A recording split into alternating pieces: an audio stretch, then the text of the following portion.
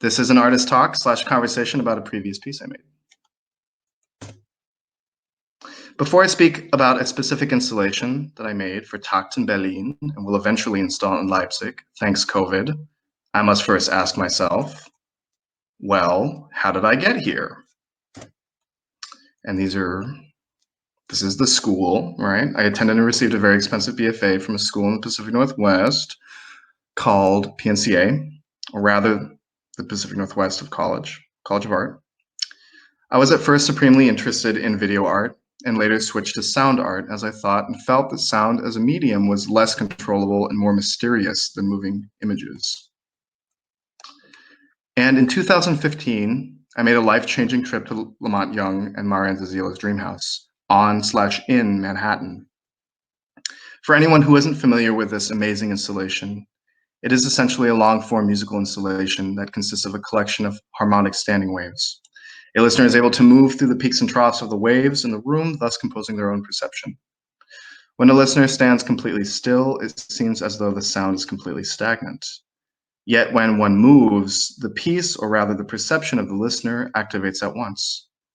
I was utterly blown away by this work as it gave space a seat beside time, the main component upon which most music is based. Moreover, it really soiled, for me at least, the idea of passive listening. Architecturally, this piece is an outlier to the Western canon of concert-going and cultured listening. There is no specific place to focus audience attention, no fetish or object that garners special attention. This space is a step in a musical direction that refutes and revokes the listening expectation for individuals, thus emancipating the experience of the listener. The layout of this physical composition broke with the tradition of church, cinema, and concert hall. You, literally you, were able to make a decision as to where you want it to be, how you want it to be, and how ultimately you wanted the composition to unfold for your own independent sense perception. This, in my mind, was huge. I continued to ride this idea of breaking the expectation of music's inherent codependent relationship to time and architectural space. I wanted to compose something that gave the listener, the practitioner, or the individual the agency to choose the arc of the piece. I decided youthfully that I was a minimalist and that my work was to be focused only on sense perception and pinning the perception of the listener to themselves. This image and the last show an example of work that I completed during my studies at PNCA. The speakers presented played a series of randomized standing wave tones, allowing listeners to move freely through the space to compose their own perception. My main tools were, and still are, sine waves, rounded generated tones that reflect nicely and are absorbed by moving bodies. This meant that if I stood still in a space with these tones present, that I would be able to hear and sense the movement of another person as well as my own. This lack of sound gave way to an awareness of otherness and ultimately a kind of aesthetic empathy. The room in which this piece was installed became itself an instrument and social performance. Your movements compose my perception and vice versa. Can you see all these? Can you hear me? Yes. Yeah. Wonderful. Hells yeah, right on. Thank you. So, the next couple images are documentation of my thesis presentation that led to my graduating from PNCA. Dubbed Music for a Time and Space, this composition utilized exact measurements of the gallery space to create a site-specific drone that would further allow individuals to move through the peaks and troughs of the presented waves. This was all harmonically calculated using Pythagorean mathematics. Those two people are my parents. I love them very much. They were there early. Good peeps. Depending on where the observer of the piece stood, they would be able to witness various tones within the space. Perhaps an apt metaphor for this experience would be a puddle of oil on concrete in daylight. The light reflects off a puddle, and the puddle emits a spectrum of colors. If I move around the puddle, the reflection of light changes and thus my relative read of the present colors. If I step to my left, a dull pink may become bluish or vice versa. Here are more photos of the installation. And after I left PNCA, I began thinking about how sound could be used to create social happenings, situations in which friends and strangers could come together and compose an experience together. To note, these bikes are also playing sine wave drones, big surprise, via portable guitar amps zip tied to their mounts. All these peeps are Portland locals and good friends of mine and artists themselves, so it was a lot of fun. We then all rode together into the town, heeding stop signs and yielding and contextualizing the semiotics of street signs as a score. The group naturally took turns leading, and the experience itself was very egalitarian, except for the adhering to the natural score, quote unquote natural, as set forth by street signs and our desire to not get hit by cars. This is us not getting hit by cars. Trying to break my own habits in a further attempt to compose music that was inherently objective, but had many various subjective outcomes, I chose to take a different route. Inspired by the text-based work of Pauline Oliveros, I began drafting situations in which many persons could activate a space at the same time.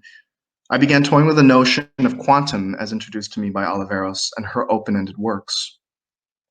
This led to a piece called Score for Islands, which essentially asked willing participants to enter a very specific bookstore in Portland, Oregon, to pick any book or text and to simply read out loud.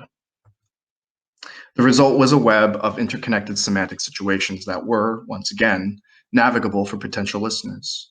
The fourth wall, so to speak, and the expectation inherent in many canonized listening situations were broken, and each person could engage with the spaces they felt fit. That is my teacher, Seth Neal. He was actually a student of Marianne Amache, if anyone knows who that is. Really interesting composer.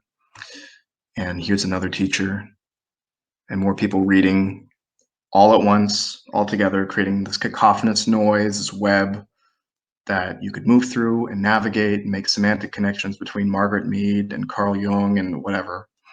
Whatever people read was the content and the context all at once.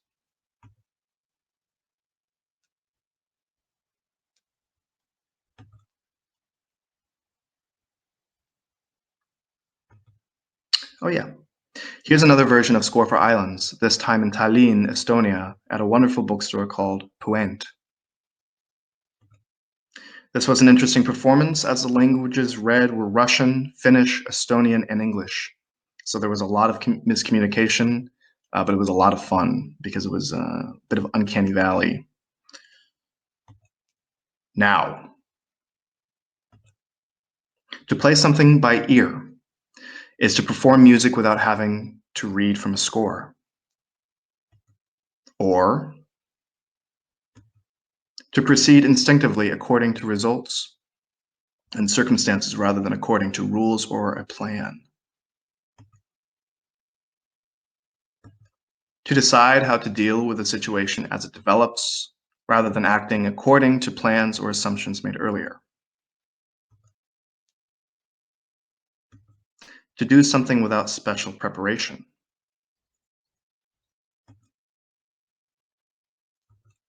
Maybe. One aspect all these definitions have in common is that the breaking of expectation. If one is to play it by ear, one is to remain open with a beginner's mind to the myriad possibilities of a given context.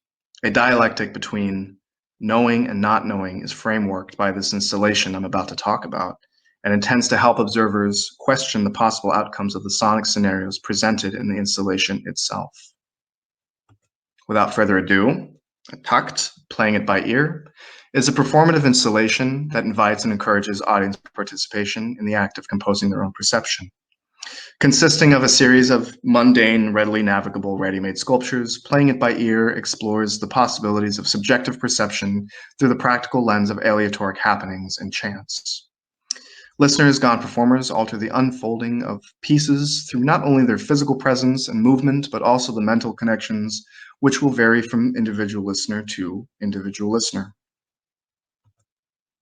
A fusion of portable digital guitar tuners and metronomes, FM radios, a highly directional parametric speaker, and a vacuum cleaner combined with a chromatic pitch pipe, this installation is to be interacted with and to be played. The aforementioned objects give listeners an object to orientate their listening experience. All present tones, including the tonic drone as emitted by a stereo speaker setup, are inherently harmonic with one another.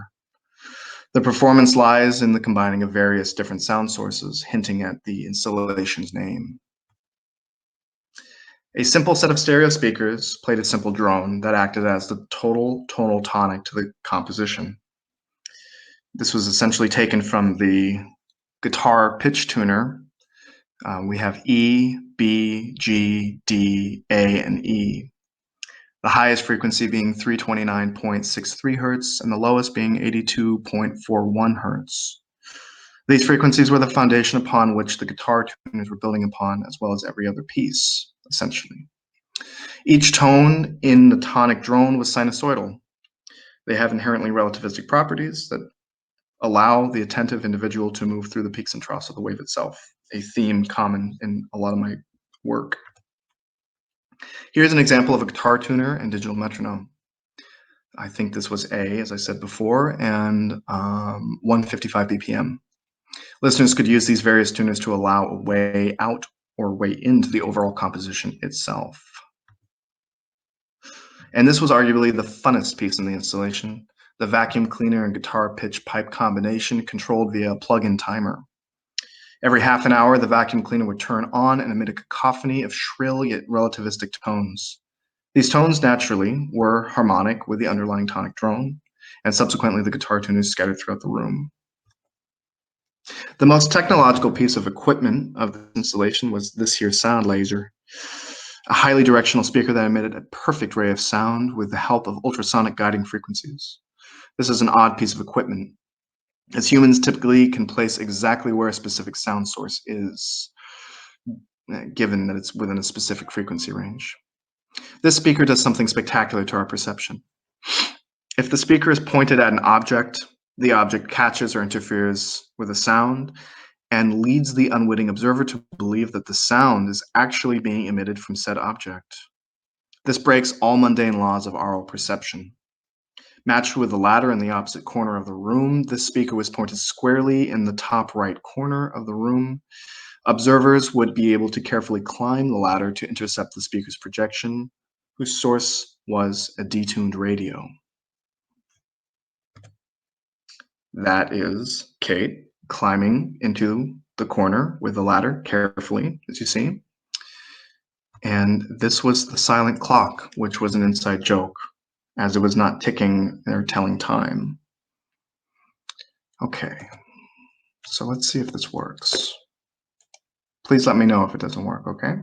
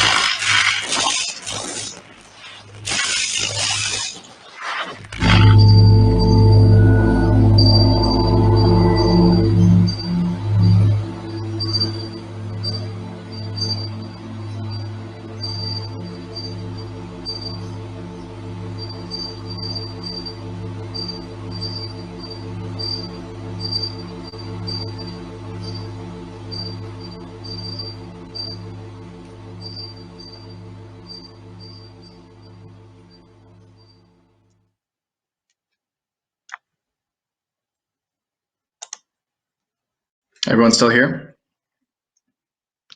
Still here. Thank you. Thank you. So that was the documentation of the show, which I had recorded with a stereo handheld recorder, walking through the room, using the room as a performative installation, an instrument in itself. And as you hear, there are multiple points of tonal interaction, depending on where you are, depending on where you come from, or even just your condition as an individual human listener. One may navigate the space in a certain way. So I tried to include everything I possibly could from the installation without, no clock, because it doesn't make any sound, but everything else was pretty much there. So here are some questions that Antje has asked me to include, that I'm going to answer. After this, if you have any other questions, please feel free to ask. I can even stop the recording if you want me to. So I was asked by Takt to repeat my show in Leipzig, 1.0 and 2.0, so to speak.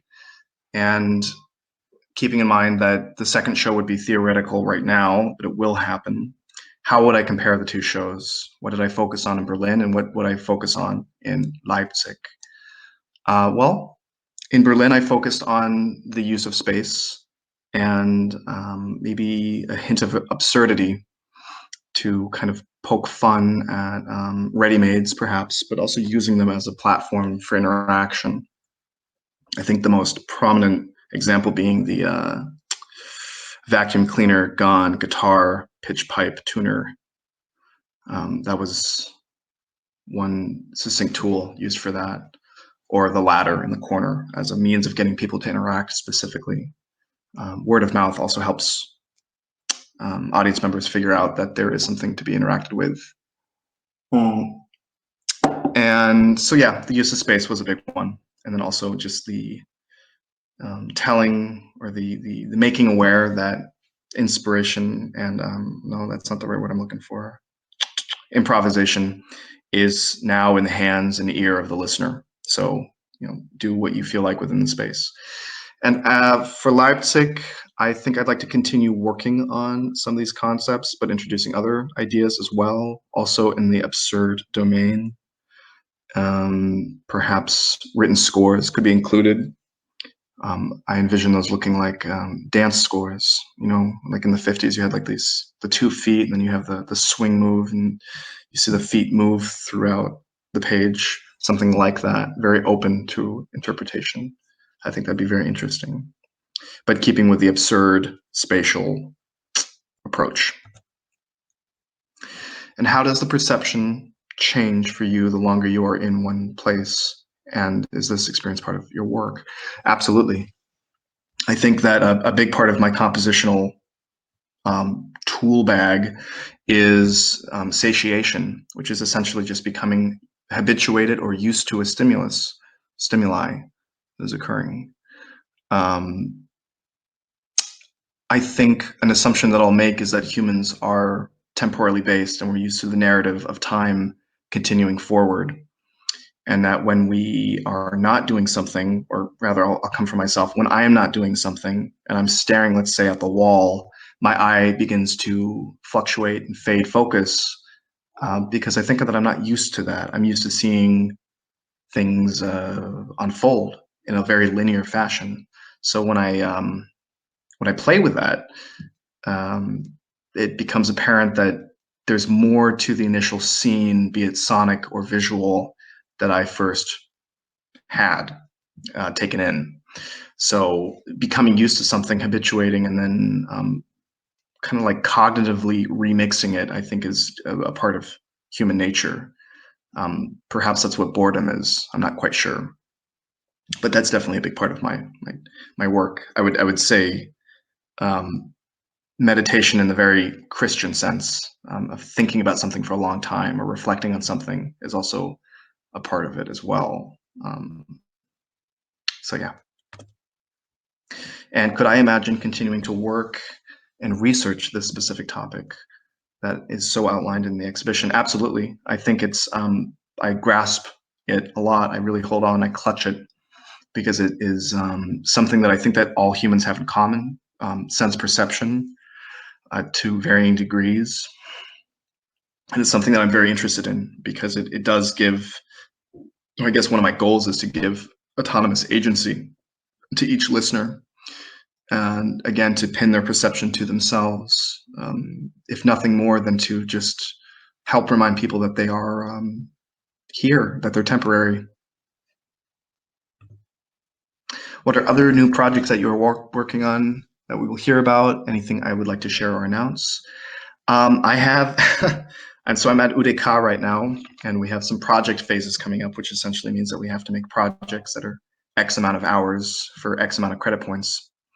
And one of the projects I'm working on right now, which I'm sure I will blast later to everyone who's willing to listen, is it's an 8-year-long drone that would start on April 13th, 2021, this year. And it coincides with a date that scientists believe would mark an asteroid hitting Earth, or rather an asteroid that has 2.7% chance of hitting Earth in 2029 on April 13th, which is coincidentally a Friday. So I have this project that I'm working on right now called Apophis 99942, which is the name of the asteroid, parentheses TGIF. It's kind of an absurd joke. So that is something that I'm working on. Obviously, it won't start for another couple months, but keep an eye out and ear out for that. I just want to say that actually there's a lot of debate as to when it's supposed to hit Earth. So some people say 29, some people say 2036. So not to put anyone into distress. And you will have another opportunity to exhibit in the Armadillo Gallery in 2021. Is your project ready to be announced publicly? Not just yet, but I would expect that a lot of the things that I've kind of talked about today will be there. Not sure about a naming convention just yet, but perhaps it'll come when I get to spend some time in the space once again and think about what I've talked about here today. How do I engage people? How do I meet people with a common denominator of sense perception?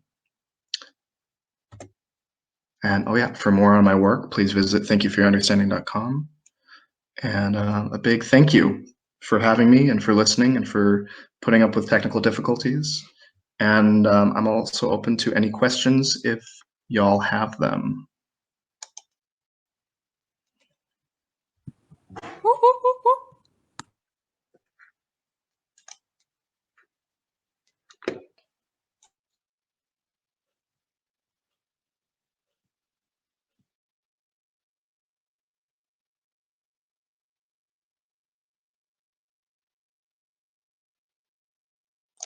No questions? Do you think the condition of something being aleatoric, so you've arrived at that sort of state for some of your pieces by sort of playing into like a collective intuition. And so I was just wondering what other strategies you think about like for arriving at like an aleatoric state for pieces. That's a good question. I think the only way to reach an aleatoric state. You're muted. Oh, am I?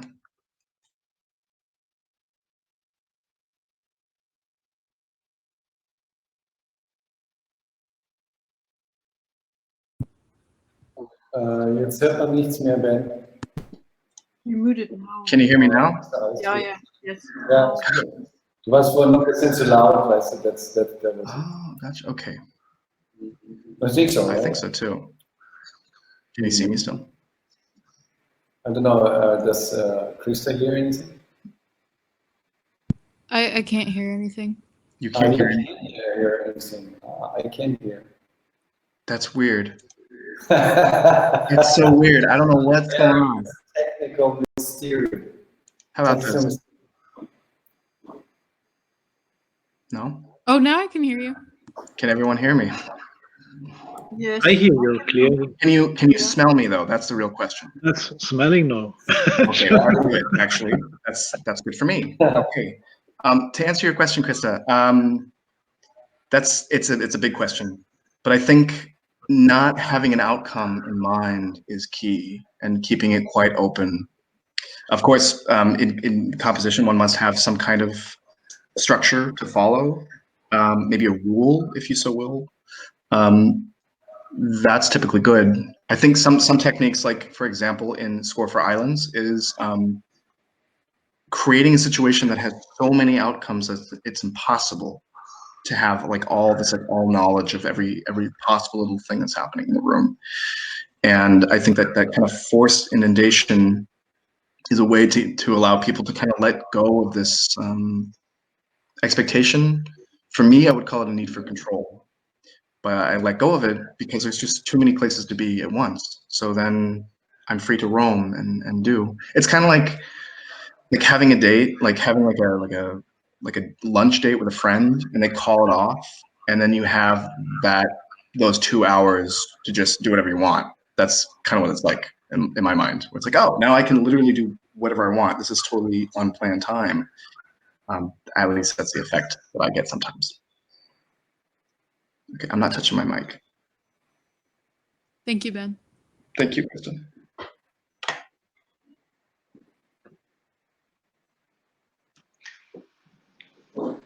Any other question? Hi. Hey, Will, how's it going? Good. What is this?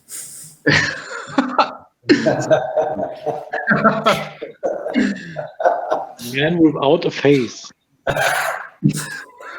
Where am I? It's very bright in Canada. It's day. It's daylight. It's daylight. Thank you. Very cool. Oh. So was this the wrong invite, Henning? Or No, it's the right invite. Ben? Sorry? Correct. It's the correct invite. It's a little late though. That's okay. Let's see. I only got the invite 20 minutes ago. Okay. William, would you mind muting yourself? What? Would you mind muting yourself? We have an echo. It's a nice effect, but not intended. Hey, aleatoric all the way, right?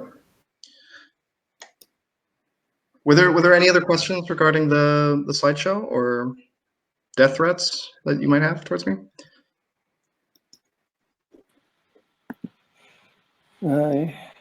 Yes, I would like to ask, because I myself, I spent a few years at the music academy, and the most time was practicing my instrument. I would like to know how your work is. Is it a mostly conceptual work, or is it a practical work, a trial and error work? Do you also practice like I practiced my instrument? So Yeah. What do you spend most of your time here when you develop a show or an installation? I spend most of my time with the space or my ears because, I mean, in this case, I'm playing it by ear.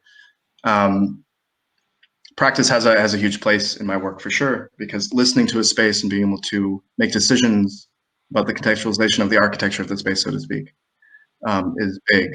I don't read music like a musician would, so I don't always necessarily call myself a musician, but I deal with the numbers of the frequencies that are translated into musical notes for group sharing and group playing.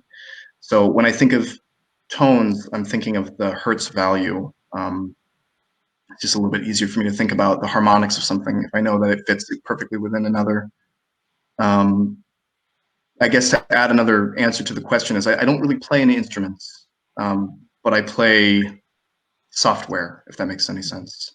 So everything that I make that is sine wave based is essentially generated from computer programs where I'm all the time cross-referencing which chords I'm using, what frequencies I'm using, which musical notes I'm trying to project. And that's what I would practice then. Beyond that, maybe the act of simply listening to something. That I think is probably the hardest thing for me, to be completely frank. And it's kind of ironic because it's what I do, but to slow down and be able to listen to a sound source and to analyze it is a big part of my practice. Okay. Did that answer your question? Yeah, thanks. Thank you.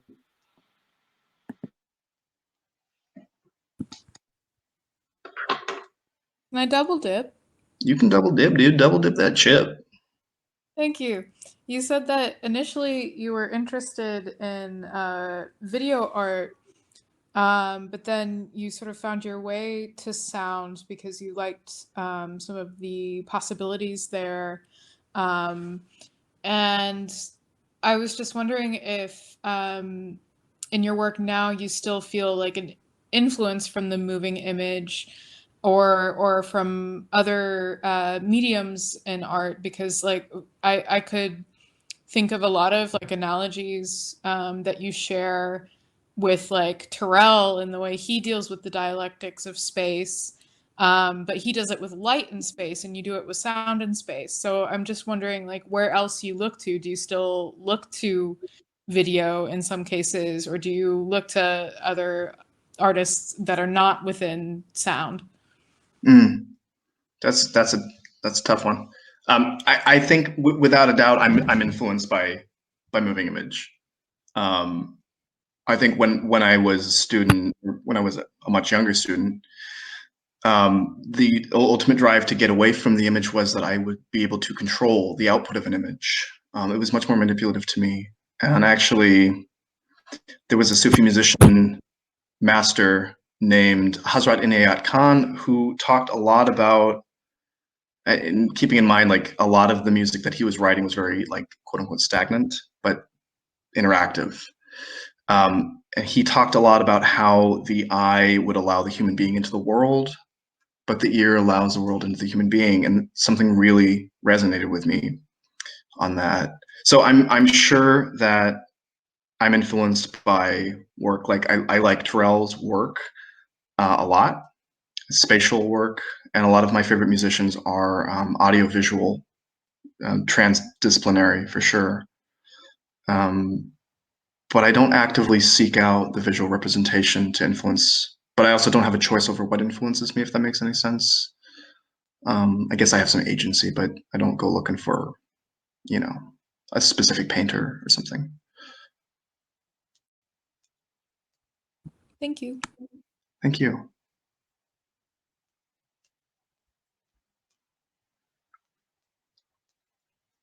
Was there anything else?